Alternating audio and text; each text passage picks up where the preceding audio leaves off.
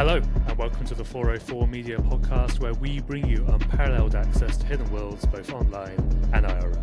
404 Media is a journalist-founded company and needs your support. To subscribe, go to 404media.co. As well as bonus content every single week, subscribers also get access to additional episodes where we respond to their best comments. Gain access to that content at 404media.co. I'm your host, Joseph, and with me are 404 Media co-founders Sam Cole. Hello. Emmanuel Mayberg. Hey, what's up? Jason Kebler. Good to be here. And somebody else. Do you want to introduce yourself? Surprise! Hi, my name is Jules Roscoe. I am the first 404 Media Fellow, which is a much more official title than I expected. But I also work here now. HR approved the title, so we felt good about using it. Yeah. HR being us in the Slack group. We ran it up the chain. Jules, is so good to have you here and for doing lots of different things for us. I'm really, really excited. What are you going to be doing while you're here? As far as you know, you literally just got here.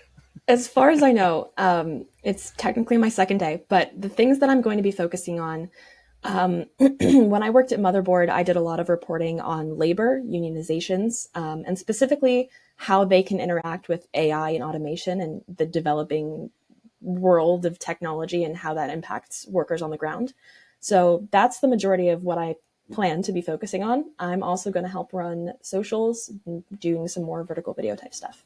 Yeah, exactly.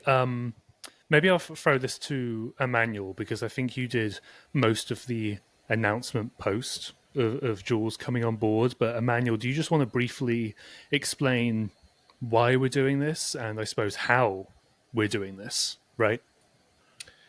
Yeah, so the main reason we wanted to do this is because Jules is incredibly talented. We work with them at Motherboard, and we're so thrilled about their reporting on labor and also the work they did on socials.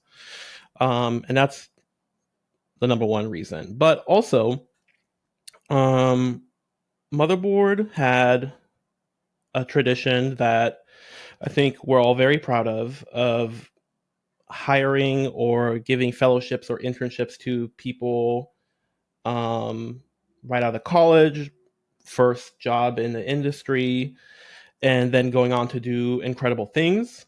And I think that's good for those people, obviously, but I think it's also good for media in general. We need places where early career journalists can get some experience, learn some things, and there aren't many of those places. Vice, for all its faults, was one of those places, and I think we're at a point now, as we've said, where 404 Media is sustainable and doing well, but I think that 404 Media being an operation that supports four aging, very old media bloggers is not right. Wow. Old, just breaths from the grave. Yeah, I saw your tweet about this, and I was like, okay, chill, man. Like, yeah. But you're right. You're right. It's like we need a new generation of people. So we have enough support now from our paying subscribers to be able to offer this fellowship. So we're thrilled to do it. We still hope to grow more in the future. We're not quite there, but this is something we're able to do now, and we're thrilled and proud to do it. And Jules is a perfect fit. Yeah, exactly. I'm really looking forward to what we're all going to do together. And again, as Manuel said, this is only thanks to paying subscribers. So if you are a subscriber, thank you so much for that. And if not, and you're ready to, join and support this sort of fellowship and other stuff in the future, you can of course do that at 404media.co. Here's how old I am. Is I've been on Facebook a lot lately doing reporting on AI content, and I've been leaving a bunch of comments on AI generated images, trying to talk to the people who are commenting on the images. So I'm like messaging people in the comments, and I'm like leaving comments on the images. And yesterday, my aunt, who is 77 years old, messaged me on Facebook and was like, "Hey, Jason, I think that you're commenting on things that are fake. Oh Just so wow, you know, she was like, I think you're getting scammed. I was looking like, out for you. yeah, looking out for me. So um I'm of getting scammed on Facebook age. Yeah, well, maybe we need to get more follows and then we can just hand it over because apparently we're all getting uh, silly and fooled by AI all over Facebook. Speaking of AI being over meta properties, the first story we're going to talk about is by Jason. AI Instagram influencers are deep faking their faces onto real women's bodies. I mean, we'll get into what the videos are, how people are monetizing them. But I guess let's just start, Jason, with how did you find out about this? Because then we can get into the specifics. It was via a tipster, right? What did they tell you? Yeah, so I actually learned about this from a 404 Media reader, which is if you are listening to this or reading this and you see something very interesting, please hit us up. But basically, I did a story about TikTok AI scammers, more or less, like people who were spamming AI content on TikTok. And a reader emailed us and said, hey, like I've been seeing this situation where there are these AI influencers on Instagram and they are driving to OnlyFans and to OnlyFans competitors. One of them is called FanView. And their videos look real, more or less. Like, but I've made a game with my friend who also is getting this content uh, where we realize that they're stolen from other influencers. So essentially, reels that other real influencers are posting are being downloaded by these AI influencers or the people who are running these AI influencer accounts. They are then deep faking the fake face of the influencer onto these women's bodies and then posting them on Instagram. And They're face swapping, they're basically. they're face swapping, but it's pretty good. Like it's a Yes. pretty technically advanced face swap, which we can talk about in a bit because I actually found where they are Yes. making these. We'll Um, get to that. so I guess what I would say is like if you go to these Instagram in the fake influencers AI accounts, the images look AI generated. It's like I see it, I'm like the images that they're posting on their like not their wall, but on the grid Right. are like I'm like, oh, that's AI generated. But then the reels and the videos are like, that could be real. Like I can't you wouldn't know unless you were very good at detecting AI. You already knew it was an AI influencer, or you had happened to see the source video. And it was funny because like the person who emailed me like signed their email as a low key dirtbag, and he's basically like, "Yes, I'm on Instagram, just like liking a bunch of women's videos." And so he was getting delivered the real video and then the deep faked video, and he was like, "Oh," There's like something he here. kept like realizing, and so I spent quite a lot of time trying to find out which influencers these accounts were stealing from, and it's pretty hard to do if you don't already know, because Instagram is a very big place, and there's no like reverse video search. You kind of just like have to like have either seen the video or like recognize the woman's body more or less, which is a very dystopian thing to say, but that's how he was doing it. Yeah. Before we get to how you figured that out, I would just stress to listeners that yes, these are really, really convincing, in part because they are putting an AI generated face onto a real woman's and a real worker's, a real influencer's body. So that part is real, right? It's just the face that's been changed. But the technology has advanced so much now that like it doesn't look shoddy. You know, I was scrolling LinkedIn earlier and somebody was talking about this new AI startup that can put anybody into any other video. So it had like some pop star walking across the stage and they put the Joker from the recent films into it and it looked like shit, honestly. Like really, really garbage. This, on the other hand, is you can't tell. I would not have been able to tell that was a deep fake if you hadn't have told me. And we've been following this for years and years and years. Right. And, I mean, this is something that Sam has stressed in her reporting for years. And Sam, I'm very curious what you think, but it's like often when we were writing about deepfakes at the beginning, it's like a celebrity's face was being put onto a porn performer's body.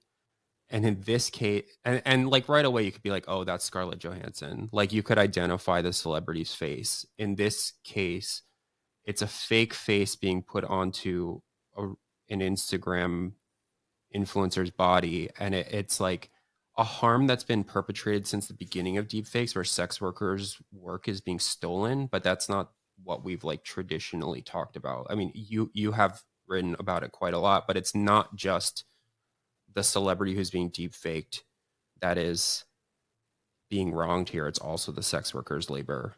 Yeah. Yeah. I mean, I think that's kind of why we say over and over again, and sex workers say over and over again, it's like it's happening to them. So it's going to happen to everyone eventually. It's like I can guarantee you that these Instagram models and influencers would probably get really offended if you called them sex workers. And what's happening to them now is what has been happening to sex workers for so long. And they've been raising the alarm about it for so long. And like, people are like, oh, well, don't do porn then. It's like, no, this is coming for you too. This isn't, you're not above what's going on here. And it's also really frustrating. And, this is something that like all of us have written about at some point or another, but it's frustrating because catfishing is such a real problem on Instagram already. People making fake accounts of porn performers and putting them on Instagram.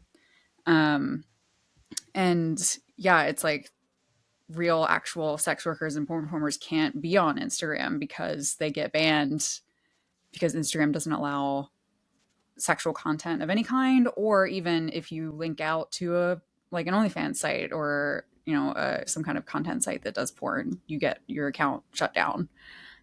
So it's just making the problem of catfishing so much worse, which is already a huge problem.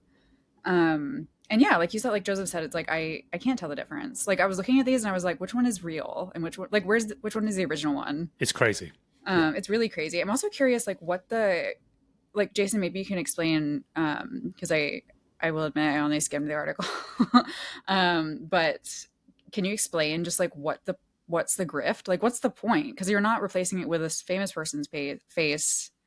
So it's not like the fantasy of like, I want to see Scarlett Johansson nude. It's like, just a random other face. They're just creating influencers, as in like they're creating like a whole story for these influencers in some cases. Like, there's a specific like Spanish fitness influencer and she's a fake person and she's just like, I'm going to teach you how to work out and I'm hot, etc. But it's like Adriana Avellino, which is one of the main ones in the piece. Yeah, and it's like I hesitate to even say like she, because it's a person doing this. There's a human being like fucking these women over behind the scenes. But it's like I also don't know how to talk about it otherwise, because it's just like this she's a robot. She's not even a robot. It's a fictional thing. But it's I think people understand that, but it is difficult. I know, but it's just like, very strange. Yeah, the person running this account is like amassing followers for this person and then has created FanView for them, and FanView is an OnlyFans competitor, and it's like Adriana had like 95,000 followers on Instagram by the time Instagram deleted the account. After you contacted them. After I told them like, hey, some of your most famous influencers are having their content stolen. It's like they're stealing from people who have like over 1 million followers. Like I identified 5 or 6 different influencers that they were stealing from. I also identified a couple people that they were taking reels from who had like 1,000 followers, just like random people on Instagram. Which kind of highlights what Sam was saying about it's coming for you, and that can be, you have millions of followers or you have 1,000. These grifters do not care, basically. Yeah, but basically the grift is like subscribe to my OnlyFans, and FanView kind of lets you see how many people subscribe to it. So it was $5 a month. I subscribed to it because I was curious what was on there. And it's like, I can't imagine anyone subscribing to this and being happy that they paid $5 for it. But it had like... What do you get? You get like 7 deep-faked photos of this influencer. And are they the same quality as the sort of stuff on Instagram, as in because it's so convincing on Instagram? What's the OnlyFans or the FanView or whatever stuff like? So they only had images there, and so they were like less convincing in my opinion. But then there was another like fake influencer called Sky, Sophie Sky, who had 258,000 Instagram followers and like has a Patreon. There's a Patreon in bio, so it's like click through, subscribe to my Patreon. The Patreon is $20 a month, and when you subscribe, you get, I mean, you get deep faked images of Sophie Sky, and it's like those are full nude, and they're like on a sex worker's body, and like I was able to identify the sex worker because I ran it through reverse image search, and it's like the sex worker that they're putting this fake face on is Angela White, who is one of the most famous porn performers in the world. Like she has millions and millions and millions of followers. Which is and probably that's probably the only reason why it actually works with reverse image search, because if it wasn't somebody so famous, it probably wouldn't have worked, right? I don't think that it would have. Yeah. Right. And I was surprised I was surprised that it did work with reverse image search, but it's just like the fake is so bad. Yeah. Yeah. I mean, you touched on some of how you figured stuff out there on like the grift side, but sort of before that, when you get this information from the tipster and they're like, this stuff is happening with Instagram influencers, you have to then go find more examples. How did you go about finding videos which involve the deepfake faces and then like their real influencer counterparts? How did you do that? Because that sounds like a really hard problem. Yeah, so I mean, this sometimes you get an extremely good tipster. So the tipster sent me a few real and fake videos side by side, and it's like not to put it's like they self-describe as just like being a simp on Instagram. It's like they've just been liking this stuff for a while. Their algorithm has taken over. And so they were like, I just have this stuff saved. Like, here you go. So that was helpful. Like they basically identified like 4 or 5 people that were getting their videos stolen from. And then I was able to go through the reels that the AI was posting, and then I scrolled through the reels of the women, of like 5 or 6 different women that I had seen their content being stolen from it. And the interesting thing, I mean, there's a lot of interesting stuff here, but it's like one fake face has been pasted onto like 7 different fake bodies. And so it's not just like one, they're not just stealing like this. Adriana is not just stealing from one influencer, they're stealing from like a handful of them. Um and that's kind of, I don't know, it's like fucked up and dehumanizing in a different kind of way, I think. The consistency of the face, I think, is like morbidly the most fascinating bit, in that it's not just like, oh, we're going to put a fake face on a different body with like a different face each time. You know, it's kind of the account isn't just like, hey, look at these hot women. It's like, look at this hot woman that we've created, and it's the same across the entire thing. It basically creates like a character out of nothing, and it's consistent, and that's pretty crazy. How are people doing this exactly? Obviously, it's deep fakes, but do you know have an idea about the tooling or sort of the techniques? Yeah, so I talked to Instagram on the phone and they're like, this is horrifying. We're deleting this shit. Which is, I guess, to their credit, but they seemingly have no way of finding this stuff like reliably, which is bad. And it's like, we have written a lot about how AI content is taking over Facebook more broadly, and Facebook just like does not have a handle on this at all. But it's very interesting because there are a lot of YouTube videos about how to do this, and specifically how to steal content from people. And I emailed Google and YouTube and I was like, hey, this is all over your platform. Here's various examples. And they're like, okay. And then I didn't hear from them again. And I followed up with them a few times. And so, like, they're learning on YouTube. And I think that sort of shows how, like, a social media company might want to moderate on its own platform, but if they're not breaking the terms of service of that specific platform, these platforms are very inflexible in terms of how they actually act on that content. And that was something that when we first launched 404 Media, we did a story about how Instagram was advertising a bunch of drugs to me. But a lot of the harm that was happening, they were like linking out to Telegram groups. And Right. so Facebook was like, well, this is happening on Telegram, so Mhm. it's not our problem. And in this case, it's like a lot of the quote unquote bad stuff is happening on Instagram, but YouTubers are teaching people how to do it.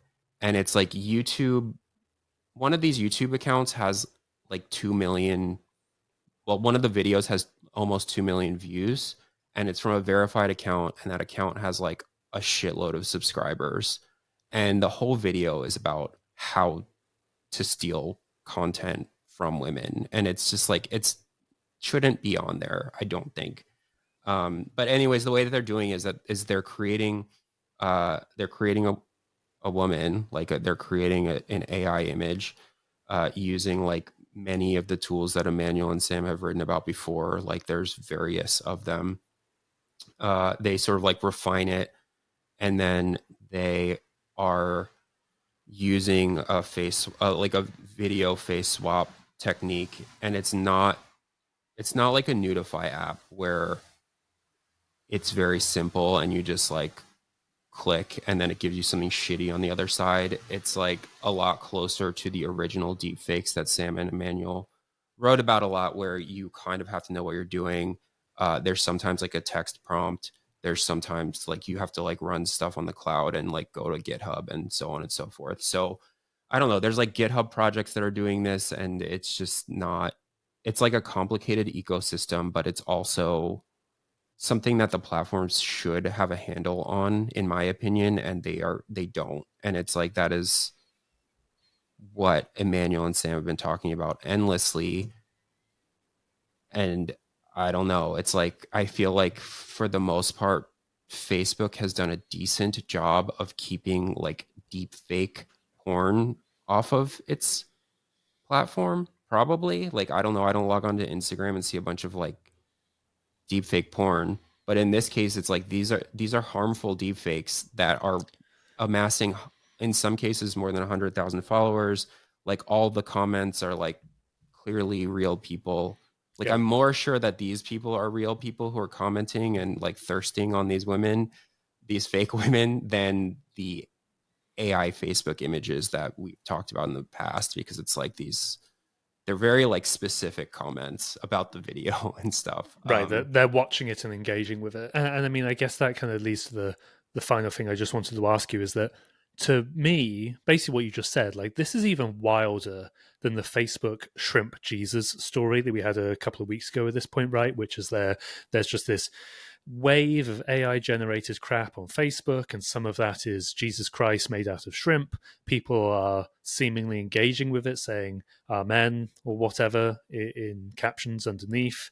But it's like it's stupid, but like relatively harmless. Here, they're stealing labor, they're stealing likeness, and these AI generated fake people are then tricking seemingly real people into a grift to then hand over money. Like the harm here just seems so much more worse. Would you agree with that?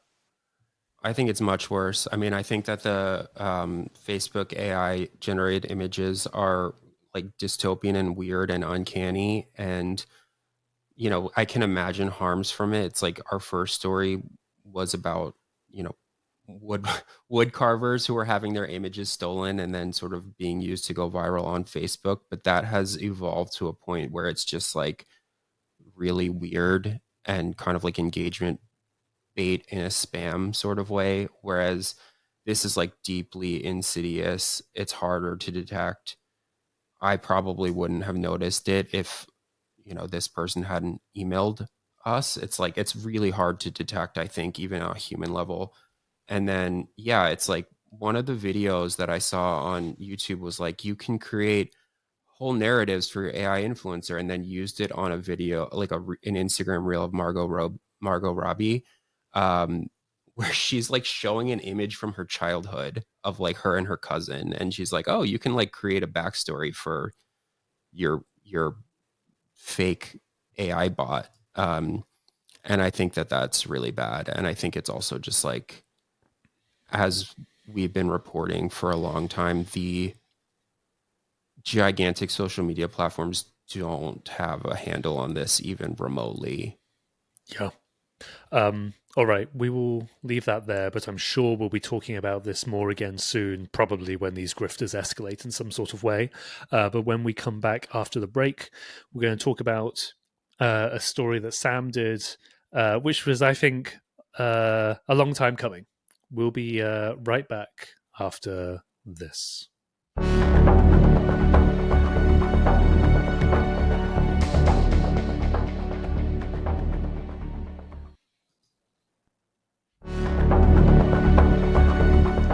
All right, and we are back, as I said, with Sam's story.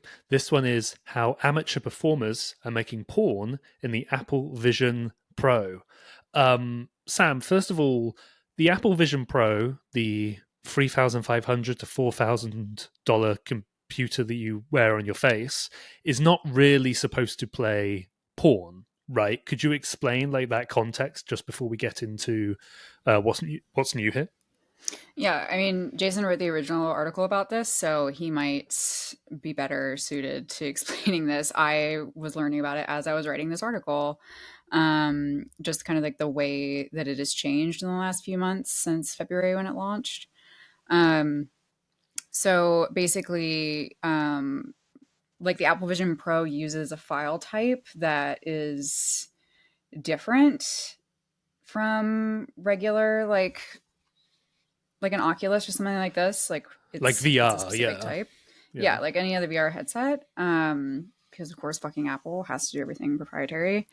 So is that right, Jason? It's like the file type was the issue. It's like there wasn't any content readily available for the Apple Vision Pro because of Yeah, this so Apple Vision problem. Pro has like a spatial video, is what it's called, I believe. And it also has theoretically the ability to play the file type that most VR porn is filmed in, but none of the VR porn websites have like put support for Apple Vision Pro in, essentially. And it's like a beta for it. And so when the Vision Pro came out, a bunch of people who bought the device for porn or wanted to use it for porn like went and tried to, and they couldn't. They were basically like forced to watch porn in 2D, Which which is is tragic. Which, like, tragic. why even bother, right? You're like Well, a fucking yeah, it's like caveman at that point. people buy VR headsets, to be totally honest, to game or to watch porn at this point. It's like there's no one's going to work in VR. You know, it's like movies. I have one friend who he has an Apple Vision Pro, and he was like, it's my favorite platform to watch movies and TV on. And I was like, you are kidding me. This is crazy. But I haven't tried it, so maybe he's onto something. But yeah, like porn has been carrying the VR market all along. Like for the last, I don't even know. I mean, VR has been a thing for a long fucking time. So, and yeah, I write about this in the article, but I was just kind of like going down a rabbit hole of like the things people have used VR for, even back into like centuries ago when people were using like making VR headsets out, like quote unquote VR headsets where they could watch 3D erotic like movies where they kind of like flip through. So yeah, it's something that people want in this market, and because they bought this really expensive headset and then couldn't do the one thing that they wanted to do in it, they were understandably pissed. So yeah, that kind of brings us to our new friends, Damien and Diana. Yes, Damien and Diana, and they have found a way to get porn on the Apple Vision Pro. I mean, I say they found a way. They kind of just went out and did it in the most obvious way. But I think it's interesting in that it's using the tools available to them. Can you explain what this couple is doing exactly? Like, how are they getting porn onto the Apple Vision Pro? Yeah, so they just wear the thing while they're having sex. It can record video natively in the headset, and that's something that like a lot of other headsets can't do. That's part of, you know, the appeal of the Apple Vision Pro. So yeah, they just wear it while they're fucking, and that's what they record. They told me someone had told them to put a Post-it note in the eyepiece to keep it recording, because I guess if you take it off, it stops recording. So now they can kind of like put it down and like record like a scene, or, you know, like record them in the kitchen before they have sex together, and then they do the point of view stuff with it on. Is it just one Vision Pro at this moment? Are they wearing one each, or is it just one device? It's just one, because I guess if you did two, you would be looking at someone else with a headset on. I don't know why you're laughing. I'm very, very serious about this. I mean, maybe that is surely someone's kink. 100%. Sure, 100%. Joe's Sam, like, the not best me, but, quote you know. in this, the absolute best quote is, quote, "We knew from the very beginning that the headset would create a barrier to our usual intimacy. Diana likes to look into my eyes when we have sex, not the digital eyes that gaze back at her from the headset, or worse, the ominous pulsating glow that means it's recording." Is like, I don't have a Vision Pro. I haven't seen one. Also, although, Joseph, you're the only one who's tried it on, right? Yes, not in this particular context. I meant at all. I went to a conference last week. It was sort of a journalism / you meet people from the FBI and tech companies, and we'll have a piece coming out that uses some of that. But yes, we all got very drunk, and then somebody was giving demos of an Apple Vision Pro, and I put it on and I did like the dinosaur demo you have when there's like velociraptors and stuff, and very interesting, very good. All very, very blurry for me because I had to take my glasses off. So there was just like shapes generally in my direction, and it's like, oh, they're coming towards me. But it's like, wow, big brown blob. That was the drunk you just suggested. Yeah. Well, yeah, maybe a combination of the two of them. But very interesting piece of technology. At the time, I was like, wow, I'm definitely going to buy it. And then the morning after, I was like, I'm not. No, I'm good. So that was the alcohol for sure. But with all that being said, I can imagine how completely immersive this would be for this couple if you're filming and then viewing pornographic material in the Apple Vision headset. I think it could be crazy as a viewer to do that. Yeah, it also like frees up a lot of different options for point of view porn. So right now, a lot of the VR porn that's available out there is point of view from like the male's point of view. So it'll be like a guy is laying down, because in real life there's a giant like camera rig over his face, and you can't like jostle that around too much, or I mean, it's sensitive equipment obviously, but you can't move around a ton because like it'll make you nauseous in the headset, and also like you need a steady camera on what's happening. So just laying perfectly still while like the girl does her thing down scene, downfield, if you can imagine. And usually it's like blowjob porn. It's like pretty like, you know, standard vanilla stuff. And with this, you can, and that's also like, that's what the market wants, to be totally honest. Like it's like heterosexual, like blowjobs is all really the guys who are buying these things want right now. But if you can wear a headset and record it that way, they were telling me that they want to do more like female point of view, and like, you know, like she could wear the headset and then you know, be moving around or like walking around or like, you know, doing different positions and stuff, and it wouldn't disrupt the camera at all because it's made to be recording in that way. And this is funny because this has been a problem in VR for, you know, years and years, but they were like, well, we can't find a headset that fits her head properly because these things are made for dudes usually. Like that's kind of the right, literally the size of the straps and that. Yeah, and I remember when VR first started becoming like a big thing, that was like a big deal, was like these things aren't made for women to be wearing with our tiny little heads. I guess it's just too much of a technological difficulty to make a headset strap that fits lots of different sizes. It's hopefully, I mean, the content will get different if more people start doing this stuff. It'll open up new kind of genres, and maybe then more people will more people of like lots of different like kinks and fetishes and also like demographics will want to watch porn that way if it actually like is something that they're interested in beyond like watching a dude get a blowjob. I think it's very, very interesting that the tech itself may actually change the content that is produced. I think that's like a fascinating thing where sometimes it will change how something is distributed, algorithmic, or you're trying to get onto the YouTube algorithm or something like that, and that changes the content you produce. Here it's like, well, we have this headset and it allows us to literally physically do more things, and that might change actually what is filmed and produced.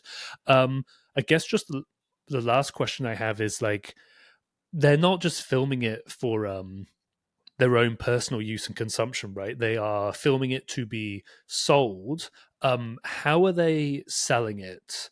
And are they having any problems with that? And sort of what happens there on the money side? Yeah, so a lot of platforms aren't really set up for this kind of content. Pornhub has like VR content, but they hadn't been able to figure it out yet when I talked to them about where they were distributing their content. So they made their own website. And they were like, well, we'll just kind of sell off of that. Like, we'll just send people the files, which are huge. They're like big zip files. And then they can just download them. They can buy them and then download them. And we'll send them, they'll buy through PayPal or Stripe or whatever. And then we'll send them the file. And again, this isn't like a massive, massive market. So it's like, that's manageable for two people to do.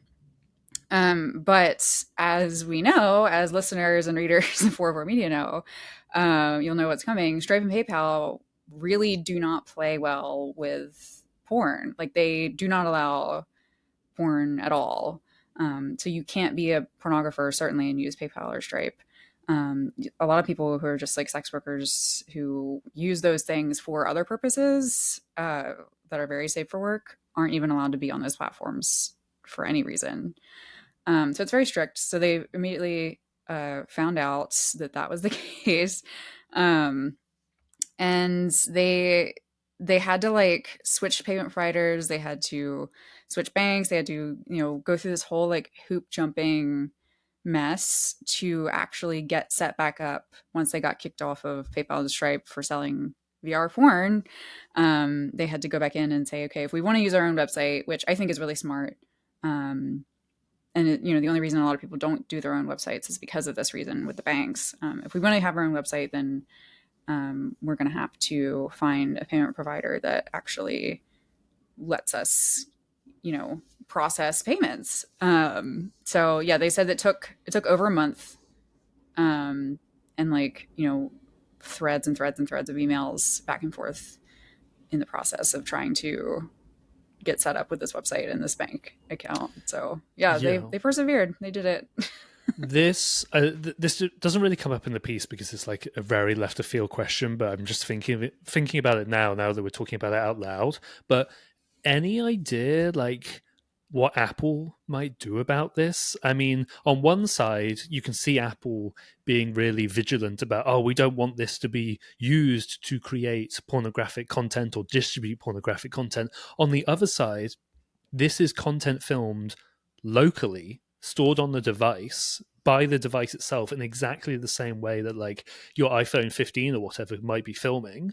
And then sure, you're selling it afterwards, but people also sell stuff that's being filmed with iPhones. I mean, do you think Apple's going to be mad at all? Because I don't know if they have ground to stand on either. You know what I mean? It would be really wild if they did try to delete people's locally. It would be like being on your MacBook and suddenly like your personal porn collection, which is not like, that's actually not a crazy idea. Because like, that's something that like, I mean, nobody expected any of this other kind of discrimination to happen, or, people did expect it, but it's like, those were all wild things before, is for a bank to shut you down and debank you because you sell porn, which is legal. It's like, whoa, that's crazy. But I don't know. I don't think Apple would go that far, but yeah, I think it would be very hard for them to, for the reasons I don't know how they would. Suggested. It's like, you can film porn with your iPhone and you can distribute those files, and like another iPhone will play them. Maybe your iCloud or something. I don't know. You tell me, Apple. I don't think they would go and delete stuff, because that would be like extra crazy. I'm almost just like a couple of steps before that, where like I can just at least see them being like a bit pissed off that people are publicly distributing this material that's been filmed with Apple Vision Pro. I don't know if they are going to do anything about it. I definitely don't think they should, and I don't necessarily think they would do anything about it. But I can see people inside Apple being, hey, like, what the fuck, man? Don't do that. But that's all, yeah. Yeah, maybe. I mean, if they start, like, advertising it as, like, you should buy an Apple Vision Pro for the porn, maybe they would make a lot of money. yeah, maybe. Well, yeah, more, because apparently tons of people are returning the Apple Vision Pros anyway after they buy them. All right. A bunch of people were using them to film the eclipse, by the way. Oh, God. Which it just looked like a dot in the sky. Well, also your eyes. I don't know. That's good. All right. We will leave that there. If you're listening to the free version of the podcast, I'll now play us out. But if you're a subscriber, we're going to talk about Jules's first story on a New York City chicken shop using remote workers over Zoom. It's a fun one and a really interesting one with labor implications as well. You can subscribe and gain access to that content at 404media.co. We'll be right back after this.